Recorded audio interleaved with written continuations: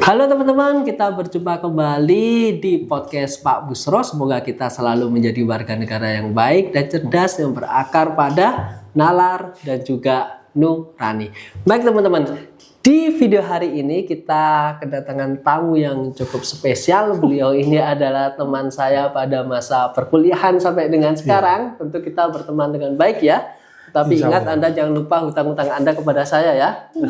Oke, di video hari ini kita akan membahas berbagai hal terkait dengan dunia pendidikan dan mungkin pengalaman dari teman saya atau pengalaman juga dari saya sebagai dosen. Seperti apa kisahnya? Kita simak baik-baik.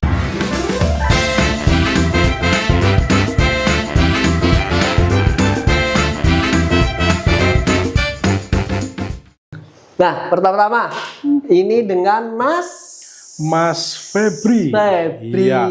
Nama panggung ada nggak? Nama panggung? Ada. Apa? Francesco. Oke, Mas Febri, kita ke topik yang sudah saya sampaikan tadi terkait dengan kehidupan pendidikan, apalagi itu berkaitan dengan dunia pendidikan tinggi ya. Mas Febri ini dulu pernah kuliah? Pernah. Oke, kuliahnya Saya lulusan strata 1 dari salah satu kampus di Surabaya. Seperti itu. Punya kisah menarik nggak ketika menjadi mahasiswa itu? Kalau menarik sih, ya biasa saja sih. Konflik? Ada sih. Romantisme? Saya sih nggak terlalu memikirkan itu. Jadi seperti pada umumnya sih. Ya. Kita berangkat kuliah terus pulang, jangan tugas bla bla bla. Kalaupun ada konflik itu terakhir yang saya ingat, mungkin ada beberapa konflik ya, cuma yang saya ingat itu satu. Ini tentang kedisiplinan seorang dosen. Jadi saat itu kan ada satu dosen satu mata kuliah di mana beliau ini sama sekali tidak pernah masuk sama kelas. Sekali? Mungkin bisa dihitung jari loh mas. Sekarang 1 minggu itu 1 bulan itu kan 4 sampai 5 kali pertemuan. Bisa jadi itu 1 semester itu cuma masuk 1 kali 2 kali. 1 semester? Bisa jadi seperti itu. Nah, kebetulan kan ini matkulnya beliau ini kan 2 semester kayaknya. Ya. Yang sama beliau ini. Nah, saat itu kan nggak pernah masuk ya. Di semester pertama? Cuma disuruh belajar ini, buku ini, halaman ini, disuruh kemudian selanjutnya dikasih tugas dan lain-lain. Nah, sedangkan kita misal nggak paham tentang satu hal kan kita nggak ada yang ditanya. Tanya ke siapa kan kita nggak tahu. Nah, itu jadi kesulitan kita saat itu. Nah, bukan hanya Anda ya, teman satu kelas ya semuanya ya. Ya, bahkan penggeraknya itu satu perempuan dulu tuh penggeraknya. Penggerak dalam hal? Ya itu buat demo dan lain-lain. Nah, yang buat ngelaporin ke dekan dan lain-lain. Ke struktural tersebut. Satu perempuan ini dulu itu. Akhirnya anak-anak semuanya berkumpul, terus demo lah di situ. Sampai akhirnya alhamdulillah didengar sama dekannya. Akhirnya beliau ini mulai rutin masuk, tapi itu cuma terjadi beberapa kali saja. Kemudian ya gitu lagi gitu. Mengulang kembali. Benar. Nah, itu benar-benar sebuah konflik yang menurut saya merugikan mahasiswa sih. Ada pasti geram pengjotos sih nggak sih? Ya bukan, ya nggak jotosi. Barangkali pakai jotosi, pakpok gitu kan. Kasian kan, beliau kan udah umur kita masih masa primanya. Harusnya ketika berumur dia paham dong bahwasanya itu bukan hal yang benar. Dan beliau mengajar pasti kan puluhan tahun ya. Iya. Dia tahu gitu kan, begitu kan. Dia mendapatkan hak, dia mendapatkan gaji, mahasiswa juga harus mendapatkan gaji. Nah ini nih pengalaman nih, dosen itu ya. Sering ya mungkin karena tugas dosen itu ada tridharma ya. Selain pendidikan, pengajaran, ada penelitian dan juga pengabdian begitu ya. Tetapi jangan sampai tugas utamanya seperti pendidikan itu terabaikan hanya karena tugas-tugas yang lainnya begitu ya. Karena kasihan juga mahasiswa itu, bahkan ada mahasiswa menyampaikan keluh kesah itu ya. Kenapa pada saat perkuliahan dosen itu banyak nggak masuk, tetapi ketika menjaga ujian UTS UAS yang ada honor tambahan itu masuk. Nah, mahasiswa itu juga kaget. Oh ternyata dosen si A itu adalah yang ini. Nah, dia baru ketemu ketika menjaga UTS UAS. Lah, itu biasanya kan yang sangat parah. Yang di kelas itu biasanya. Nah, yang masuk adalah asistennya begitu kan. Sama konsepnya, memberi tugas, dikumpulkan, dinilai begitu ya. Dan itu ternyata dulu dan sekarang itu mungkin hampir sama. Gitu ya. Atau begini barangkali Anda merasa kecewa oke lah gitu. Tapi ada nggak ada ya sudahlah nggak apa-apa nggak masuk yang penting nilainya bagus begitu. Ada nggak seperti itu? Kalau saya sih orangnya fair Mas. Jadi kalau misal tiba-tiba dikasih nilai segitu kan kayak aneh gitu loh. Nilainya bagaimana? Memuaskan? Standarnya aja. Standar. Iya. Itu hanya di Anda atau semua teman-teman? Semuanya. Nah, ini kurang bagusnya itu. Dinilainya itu nggak beda jauh gitu. Harusnya kan otak satu anak sama otak satu anak yang lain kan beda. Nah, ini diratakan gitu loh. Diratakan. Berarti bisa jadi nilainya nggak objektif kurang ya, atau karena beliau nggak tahu kondisi siswanya begitu ya. Mungkin karena kan kalau kembali lagi saya tanya ke Pak Busro, misal menilai kan nggak hanya dari nilai. Enggak, ada sikap, ada tugas, dan lain-lain kan. Itu proporsinya sendiri-sendiri gitu. Begitu loh. Nah kalau nggak pernah masuk kan gimana beliau nilainya kan? Nah ya itu berarti bisa jadi ngarang begitu ya. Mungkin. Padahal mohon maaf nih, bagi sebagian orang itu nilai itu mereka perlu. Kenapa? Karena ada perusahaan yang mensyaratkan nilai minimal IPK seperti ini. Lah kalau secara nilai saja dari awal kita kurang memenuhi syarat, bagaimana untuk lanjut ke melamar pekerjaan begitu kan? Itu juga kasihan mahasiswanya begitu ya. Berarti kesimpulannya adalah walaupun dosen itu jarang masuk, tetapi walaupun dikasih nilai A itu tetap ada rasa kecewa begitu ya. Kurang puas Ya. Begitu. Apalagi kalau misalkan dosennya cantik, ganteng, pasti pengen ketemu tiap hari kan? Kebetulan kurang. Yakin. Saya dulu kalau jadi mahasiswa ya, mohon maaf ya, kalau ada dosen cantik itu seneng gitu. Kita masuk lebih awal, apalagi kalau kelas gabungan kan. Ada teman dari jurusan lain yang cantik, wah itu semangat sekali. Semangat sekali. Dulu itu kayaknya ada juga kelas gabungan. Apalagi usia pada saat itu ya. Seneng sekali. Ya dibikin happy aja. Iya. Oke, itu tadi permasalahan dengan dosen ya. Kemudian permasalahan dengan teman, pernah ada nggak konflik misalkan kerja kelompok atau lain sebagainya begitu kan? Kalau konflik atau barangkali pernah dibantu oleh teman dalam hal apa begitu kan? Kalau konflik sih nggak pernah karena memang hidup saya ini kan genrenya komedi Mas. Oh iya. Jadi ya isinya cuma lucu-lucuan doang ya.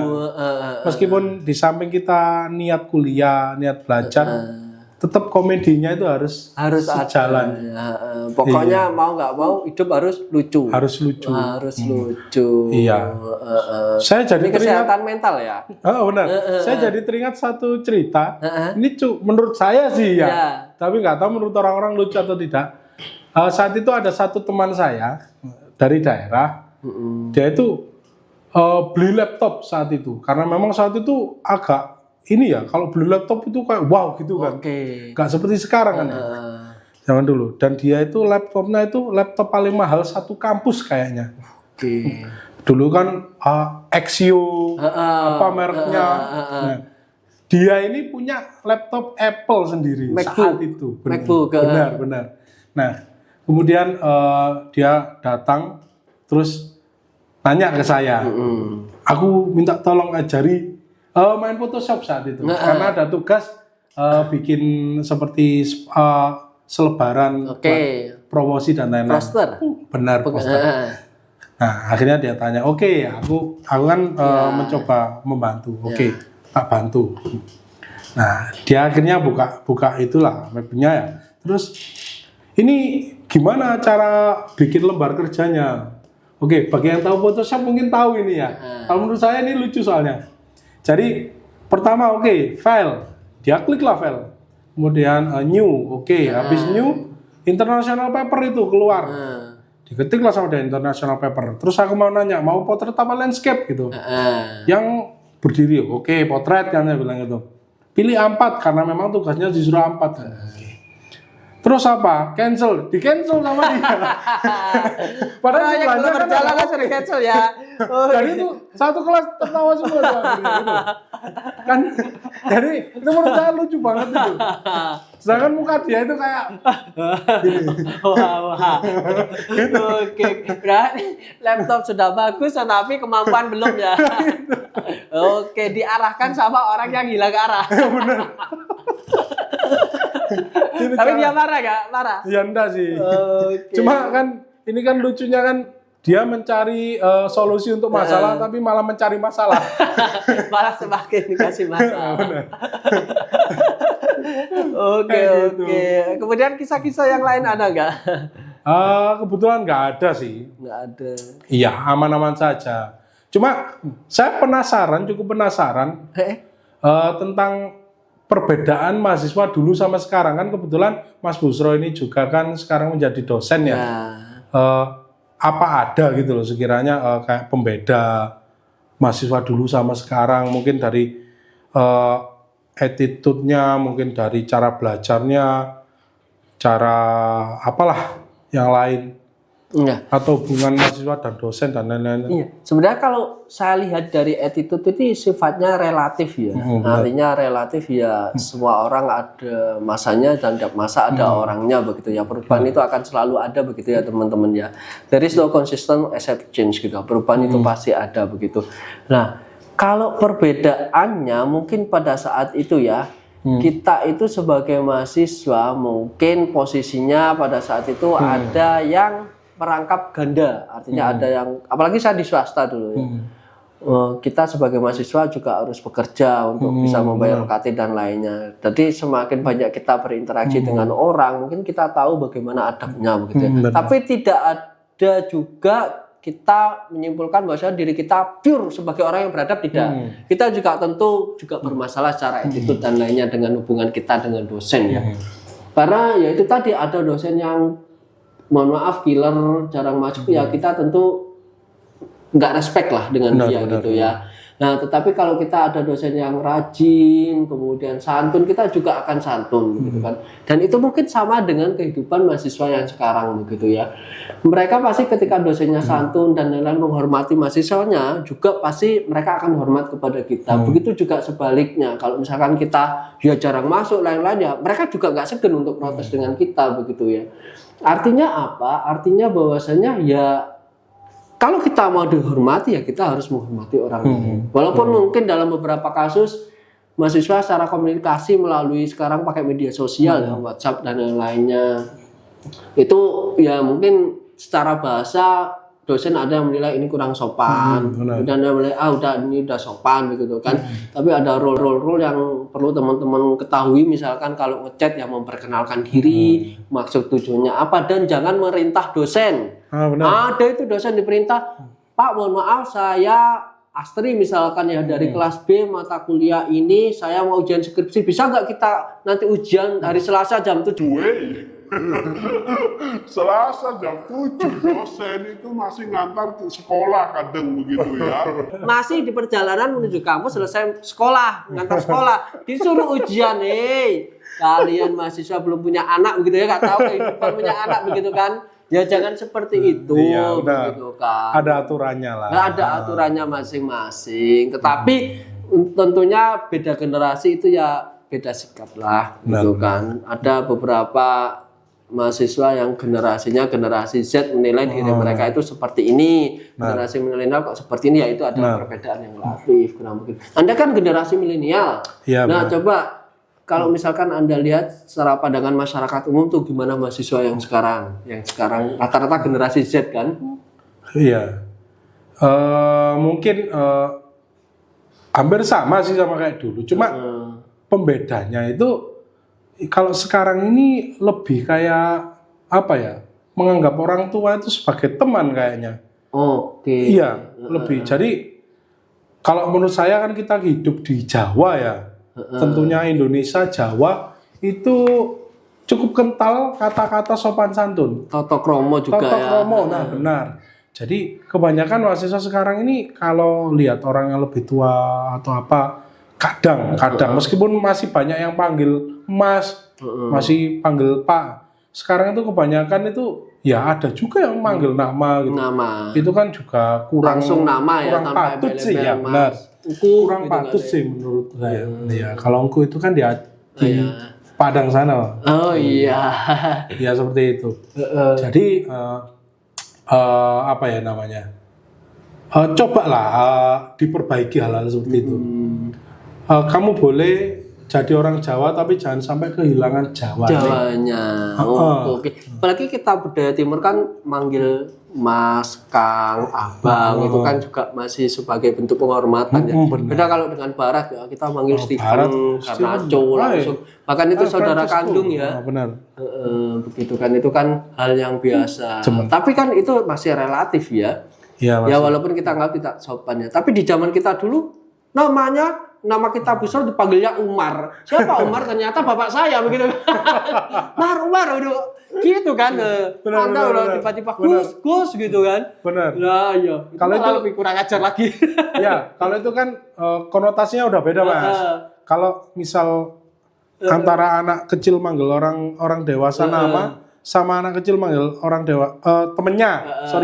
Misal antara aku sama sampean manggil nama bapak itu konteksnya kan bercanda. Tapi bercandanya kelewatan. Meskipun kelewatan. Nah, jadi kadang kan kita nganggapnya nggak serius. Misal sampean tak panggil, ini bapak. Tapi kan kadang kita juga marah kan. Iya sih kadang sih. Ya. Cuma kan ini kan tentang hubungan antara dua orang ini kan. Okay. Misal lah sampean umur berapa sekarang? 35. Nah, anggap aja sama anak umur SMA lah, tiba-tiba manggil bus. Oh kan dia ya, kesel kan ya, siapa lu gitu kan. Nah kayak gitu loh, dihindari juga, kayak gitu. Terus zaman sekarang ini saya lihat tentang pergaulannya tuh agak ngawur juga.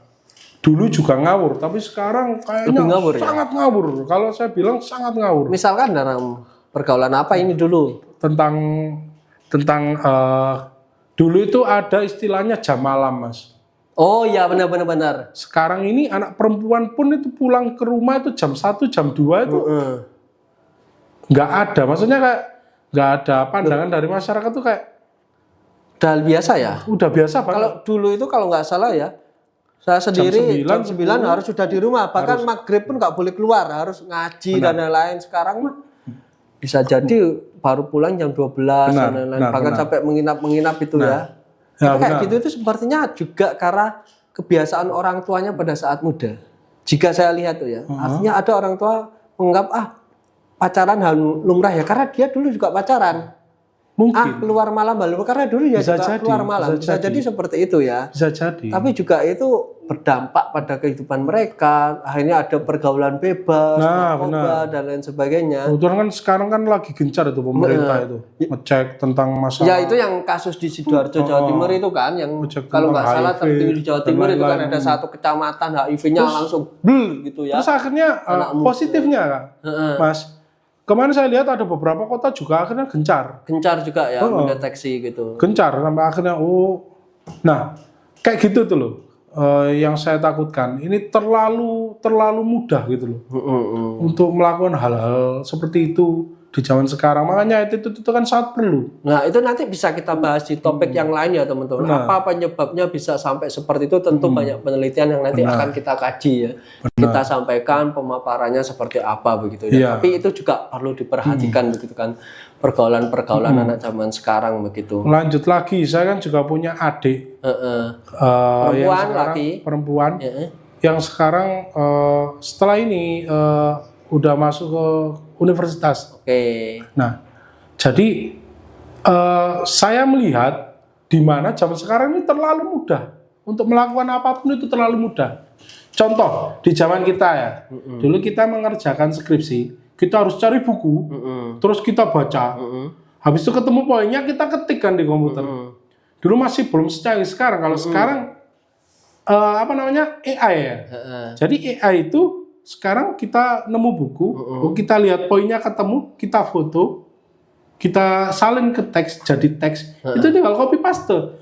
Sekarang itu mahasiswa semuanya dimudahkan sebenarnya tentang informasi, ilmu dan lain-lain. Nah, seperti itu bedanya sama dulu kayak gitu. Oke. Jadi manfaatkan hal-hal itu sebaik mungkin, jangan dibuat untuk hal-hal yang tidak baik. Ya seperti itu. Cuma itu aja sih. Jadi dulu itu sedikit lebih sulit ya, sekarang lebih mudah gitu. Apa yang persamaan ada loh yang dulu sulit dan sekarang mudah itu, dan dulu mudah sekarang sulit. Kalau dulu mudah mendapatkan pekerjaan, sekarang sulit mendapatkan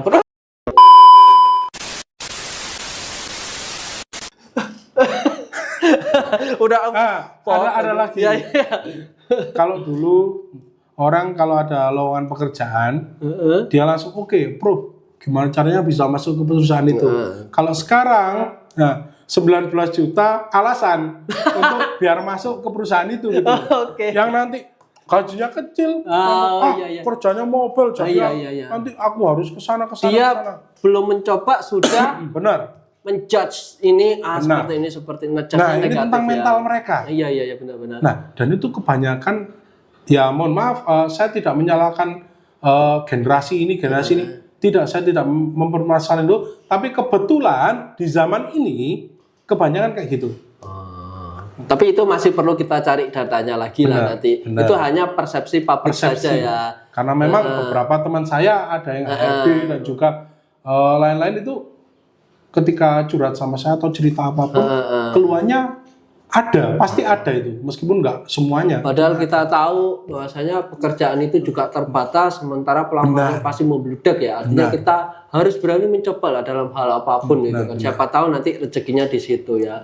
Oke, baik. Ada pengalaman lain Mas Febri terkait dengan hal-hal yang mungkin selain tadi ada ke dosen, ke teman, ke pacar atau ke keluarga barangkali? Udah nggak ada. Apalagi kan kita lihat sekarang biaya perkuliahan mahal ya. Zaman dulu kan kita masih sangat terjangkau ya. Iya, dulu saya itu 800 pada masa itu. Saya di swasta aja 1,5 juta pada saat itu ya. 800 satu semester itu.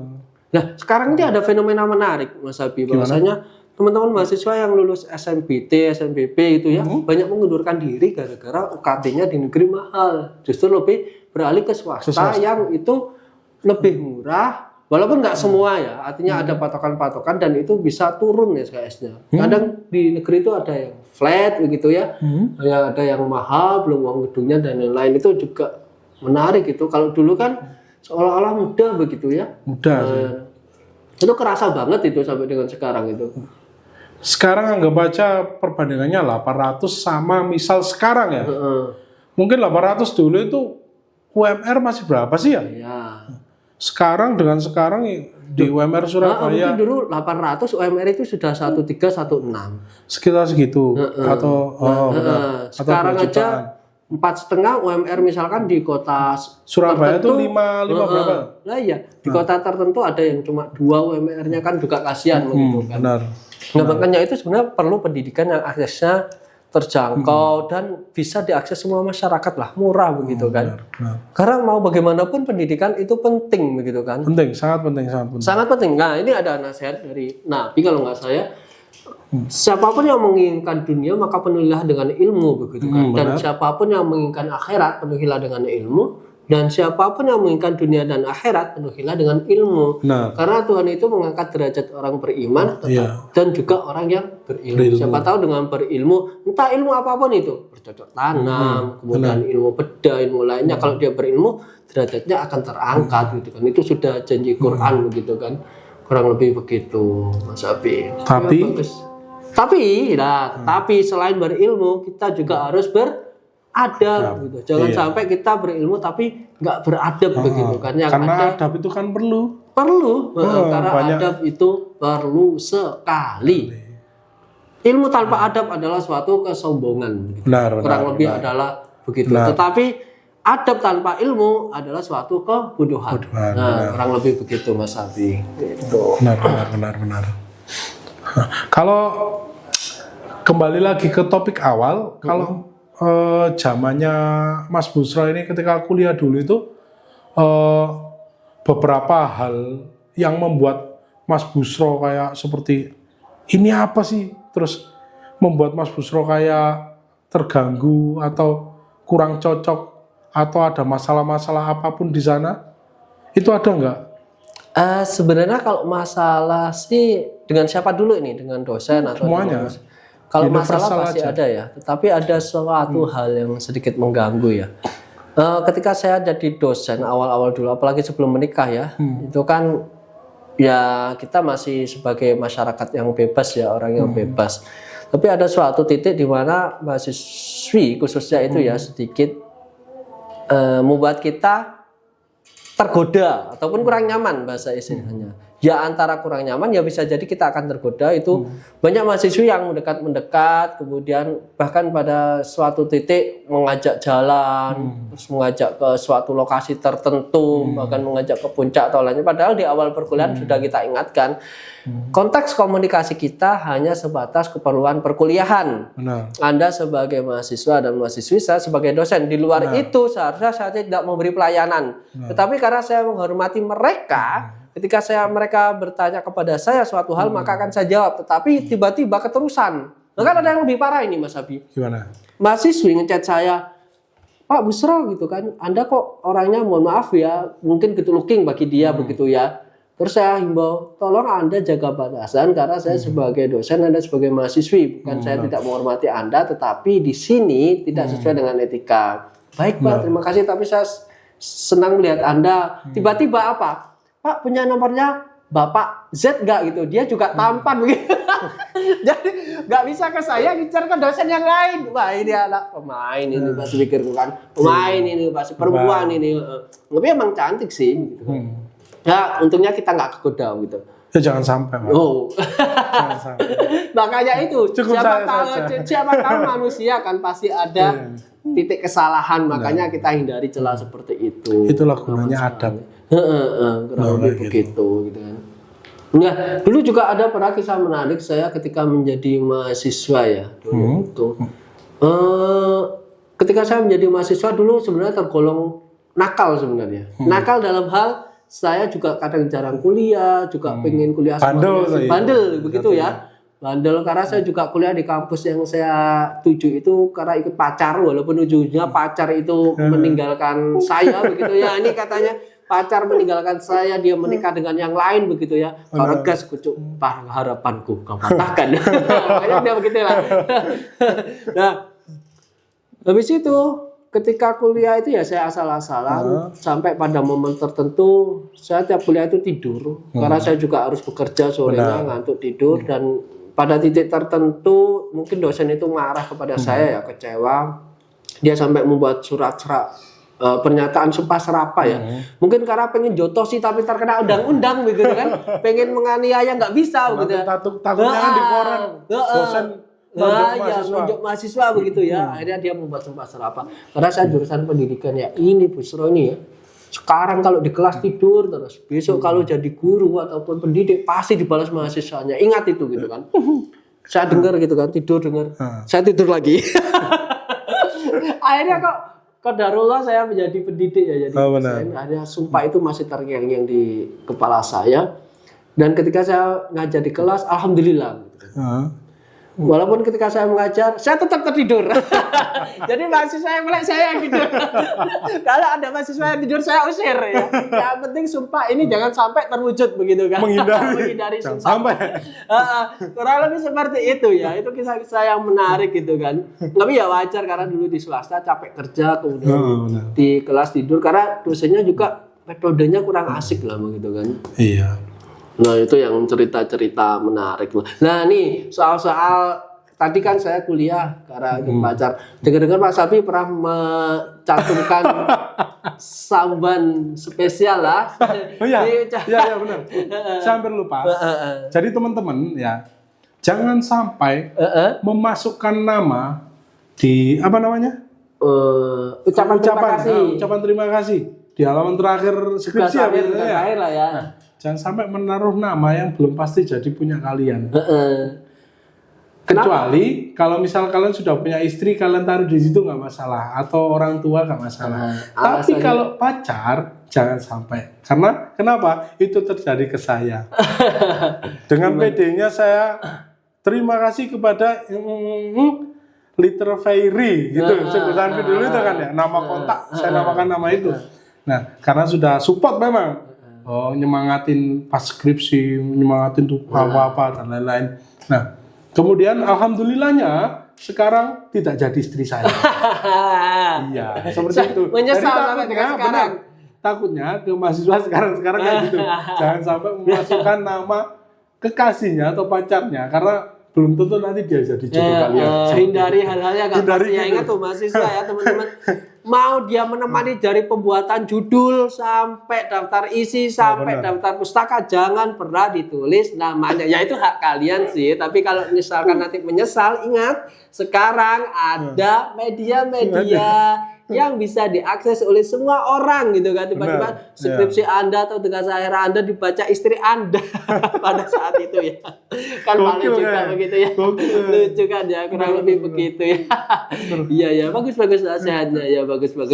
Kemudian begini Mas Abi, pernah nggak ada dalam suatu kasus tertentu ya, ketika Anda menyelesaikan skripsi atau barangkali teman Anda ya, kan biasa tuh teman-teman kalau menyelesaikan tugas skripsi itu wawancara antar teman begitu ya. Ada kisah yang absurd nggak ataupun lucu begitu kan, dan ataupun janggal begitu. Kalau ini sih bukan deskripsi ya.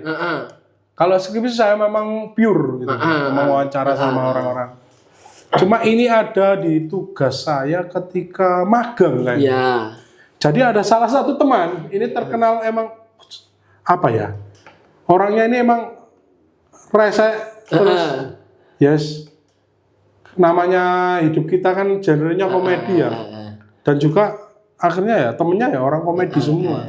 Jadi satu anak ini saat itu kita magang di salah satu perusahaan di wilayah Mojokerto. Ya. Dan kebetulan yang mengajak kita itu, maksudnya mereferensikan kalau bisa magang di tempat itu adalah adik dari istri yang punya Pemilik perusahaan. Benar. Oke. Adik dari istri ownernya. Nah, otomatis kan kalau orang sana ketemu Hormat. ini, Bos. mas, bukan bos, mas. Mas, Intinya menghormati lah. Sampai akhirnya karena kita teman, kita kan semaunya sendiri ya. Oke, kita disuruh saat itu 2 bulan apa kita magangnya, dimintain tolong bikin tugas apa-apa. Oke, kita selesaikan. Nah, pas di pengumpulan tugas terakhir itu kan ada laporan kayak apa makalah apa ya. Nah, itu di situ tercantum foto si temanku ini, inisialnya G. G Karena bukan body ya. Karena tuh. Gianluigi Bon. G tuh, si G. Iya, ingat ya. Jadi di situ si G ini foto sama adiknya, istri ownernya, direkturnya. Nah, terus di situ dikasih caption, foto bersama OB nama perusahaan. Di bawah foto, di bawah gambar ini ya biasa ya, gambar ini menerangkan ini. Sekonyol itu. Sekonyol itu. Itu bersama dulu OB. teman-teman saya. Ya. Dan dengar-dengar kayaknya entah itu deskripsinya Mas Busro atau temen kita yang lain, dia juga usil juga, maksudnya, oh mohon maaf, deskripsinya dia kayaknya. Jadi dia itu kayak teman-temannya banyak, mungkin salah satunya Mas Busro kayaknya. Jadi di situ tuh dia seolah-olah mau mewawancarai beberapa orang, dan itu nama-nama beberapa orang itu sama sekali dia tuh tidak wawancara dengan orang di daftar tersebut. Oke, saya paham yang ada Mas, Benar kan? ada. Ketika saya baru awal jadi dosen, saya kan biasanya untuk prestasi itu ya, saya penasaran dengan nama saya sendiri, saya searching di Google, kok ada nama hasil wawancara dengan Ahmad Busro Tunufu, seperti perasaan nggak pernah penelitian tentang ini. Oh ternyata si G. Jadi saya lihat skripsi si G. Anda ya, saya tahu betul skripsi Anda menyebutkan nama saya, tapi Anda nggak pernah wawancara dengan saya. Jadi ini Busrotun yang mana ini kan? Lah ya. Ada itu sebenarnya si G ini. Emang. Oh jadi dia Iya. orang biasa yang menyamar jadi CEO. Iya. Kemudian pemaparan tugas akhirnya Benar. itu juga rekayasa. Anda ya, Ada nggak? Mr. G. Iya, besar. Pahala Anda banyak, dosa Anda juga banyak. Dosa ada banyak, kita dibaca orang banyak itu ya, Mr. G. Ya teman-teman jangan dicontoh hal seperti Ya. ini karena saya yakin banyak juga ini tuh. juga contoh hal buruk yang Dosen, dilakukan generasi yang lalu. iya, dosen pun nggak tahu ya penelitian ini benar apa enggak. Ya kalau sekarang mungkin ada dokumentasi ya. Benar. Saya ada dokumentasi loh. Anda nggak pernah foto dengan saya. Walaupun Anda sering membelikan saya nasi padang ya, tapi itu tidak benar gitu Lauknya ya. 2. Lauknya 2. Jadi kita urunnya sama-sama 10, tapi lauknya harus 2. Itu antisipasi kalau misalkan kita bayar bareng gitu. Ternyata banyak lucu ya. Ya lucu teman-teman. Oke, baik, kisah inspiratif juga yang pada saat itu ya, menarik begitu kan benar. kisahnya. Nah ini nih berkaitan dengan dulu menjadi mahasiswa nih, nasihat dan pesan untuk teman-teman nih gitu kan, bukan hanya mahasiswa tapi seluruh pelajar lah gitu kan. Benar. Ada nggak? Cuma dikit sih. Ini tentang pelajaran dan juga sama attitude. Untuk tentang cara belajar dan lain-lain, ikuti insting kalian. Jika kalian tidak tahu suatu hal, ikuti insting kalian, menemukan cara untuk agar tahu hal tersebut. Oke. Nah, itu instingnya dipakai. Fungsinya supaya tahu hal itu. Benar, dengan mudah, dengan metode kalian. Iya kan? Jadi, misalnya contoh, ini contoh sederhana, goreng nasi ya. Misal, kita naruh bawangnya duluan di minyak panas, terus kita kasih nasi kan rasanya gurih. Kalau misal kita kasih nasi dulu, terus bawangnya terakhir itu nggak enak. Oke. Nah, kayak gitu. Itu metode sama insting. Dan itu kalian cari sendiri. Dan itu penting ya. Sangat penting. Jangan sampai selesai masak kompor tidak dimatikan, bahaya ya. Benar. Nah kayak gitulah. Itu intinya itu cuma contoh. Yang kedua, saya berbicara tentang adab dan pergaulan. Nah, kalian boleh bergaul dengan siapa saja. Cuma harus punya batasan. Harus punya, itu wajib. Ya, harus punya batasan. Karena kenapa? Ketika kalian sudah melakukan sesuatu yang itu melanggar agama ataupun melanggar hukum, yang dirugikan nanti bukan kalian saja, orang tua kalian, nama baik keluarga, di masyarakat, nama tempat kota kalian atau apa bla bla bla, itu semuanya nanti akan jadi buruk. Itu berkat ulah siapa? Berkat ulah kalian sendiri. Jadi tetap silakan berteman dengan siapapun, tapi tetap harus ada batasan seperti itu. Oke. Dan yang kedua, yang terakhir tentang adab, seperti yang saya utarakan di awal tadi, tentang tetap bedakan ketika kalian berhubungan atau berkomunikasi dengan orang yang lebih tua ataupun yang lebih muda, tetap tempatkan kalian pada posisi di mana adab itu dipakai. Misal kalian umur 20 tahun berbicara dengan orang yang umur 40 tahun, tiba-tiba kalian langsung manggil, misal ini namanya Joko ya, Joko, itu nggak baik teman-teman, benar-benar tidak baik. Karena kenapa? Kita hidup di Indonesia dan tepatnya di Jawa, itu menjunjung tinggi yang namanya adab dan sopan santun. Benar, seperti itu. Jadi apa susahnya manggil Pak atau Mas yang lebih sopan. Adapun kalau misal ternyata memang orangnya kurang baik atau apa, yang lebih tua ini loh, maksudnya dalam notabene yang lebih tua ini ngeselin atau apa, ya udah tinggalin aja. Nggak perlu kalian balas dengan hal-hal yang buruk juga gitu. Oke, baik. Nah, seperti itu. Jadi begini Mas Abi, jika apa yang Anda sampaikan sebenarnya seingat saya ya, ada Center for Civic Education atau Mas Likona ya, itu ada teorinya begini. Relate sekali dengan tadi, Anda perlu pengetahuan, Anda tindakan. Tapi dalam konteks teorinya CCE atau kalau nggak salah CCE ya, itu menyebutkan dalam membentuk karakter ya. Artinya berkaitan dengan tindakan, karena karakter ini juga penting bagi seorang individu. Dia akan bisa menentukan mana yang bermoral, yang beretika dan tidak. Itu dibutuhkan 3 hal Mas Abi. Pertama adalah moral knowing, artinya pengetahuan.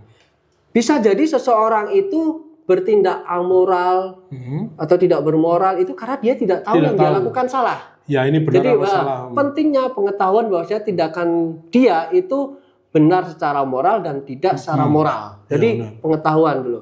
Kemudian selain punya pengetahuan itu harus ada moral feeling, perasaan iya, benar. untuk melakukan tindakan yang sesuai dengan kaidahnya. Kalaupun dia tahu itu tindakan yang salah, tetap dia lakukan, berarti moral feelingnya nggak ada. Benar. Nah, setelah moral feeling baru moral action. Nah, 3 hal ketika punya pengetahuan, moral feeling, dan dia bertindak, maka karakternya akan terbentuk. Dan itu akan sia-sia kalau misalkan salah satu dari komponen itu tidak berjalan dengan baik. Benar. Karena itu merupakan sistem. Kurang lebih begitu ya teman-teman. Itu berkaitan dengan teori dan itu sangat relate dengan permasalahan generasi-generasi saat ini. Kita juga generasi tua tentu tidak bisa menyimpulkan secara keseluruhan ya, tetapi kita sebagai masyarakat kita juga tentu bisa merasakan sebenarnya bagaimana sih masyarakat sekarang dan masyarakat dulu itu kan juga bervariasi. Baik, saya kira begitu ya untuk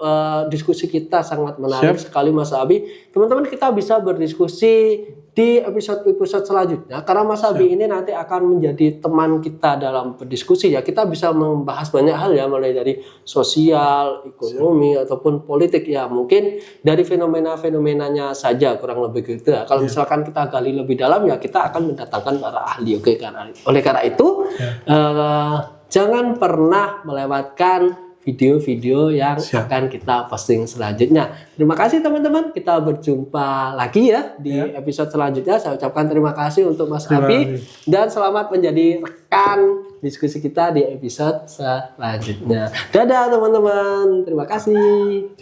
Oke.